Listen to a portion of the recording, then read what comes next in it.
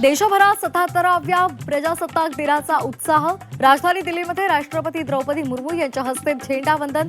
European युनियनच्या 2 प्रतिनिधींची विशेष उपस्थिती। कर्तव्य पथावर भारतीय संस्कृती आणि लष्करी सामर्थ्याचं दर्शन। सैन्याच्या विविध तुकड्यांचं शानदार पथसंचलन।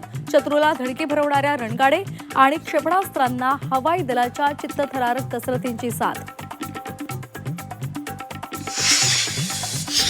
कर्तव्य पथावर भारताच्या हवाई दलाचं शक्ती प्रदर्शन।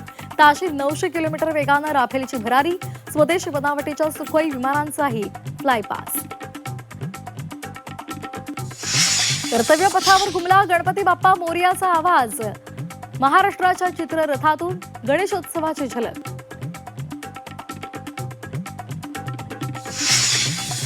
प्रजासत्ताक दिनाच्या परेडमध्ये प्रथमच युरोपियन युनियनच्या पथकाचा सहभाग। भारत आणि युरोपियन युनियनच्या धोरणात्मक भागीदारीचं कर्तव्य पथावर दर्शन। मुंबईमध्ये शिवाजी पार्कवर प्रजासत्ताक दिनाचा शासकीय सोहळा।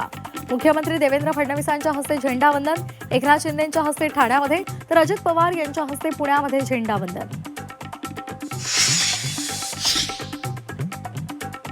प्रजासत्ताक दिनी विठू माऊलीचं मंदिर सजलं। विविध रंगी फुलांनी विठ्ठल रुक्मिणी मंदिराचा गाभारा सजला। तिरंगी सजावट, 2 टन फुलांचा वापर। पक्षांमधील वरिष्ठांनी परवानगी दिल्यास नामोनिशाण मिटवून टाकू।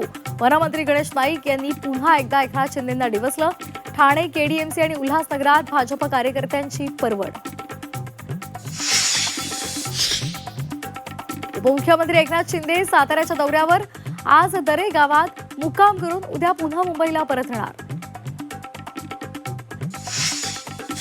साताऱ्याच्या पाचुपते या वाडीमध्ये पोलिसांची मोठी कारवाई। छापेमारीत मोठ्या प्रमाणात ड्रग्जचा साठा जप्त केल्याची माहिती।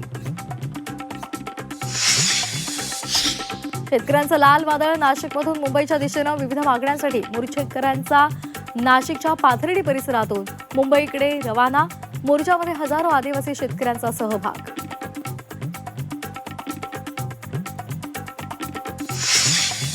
मार्चमध्ये मुंबईमध्ये 3000 म्हाडांच्या घरांची लॉटरी निघणार। मुंबईच्या महापालिकेच्या निवडणुकीनंतर घरांच्या लॉटरीची तयारी सुरू होणार।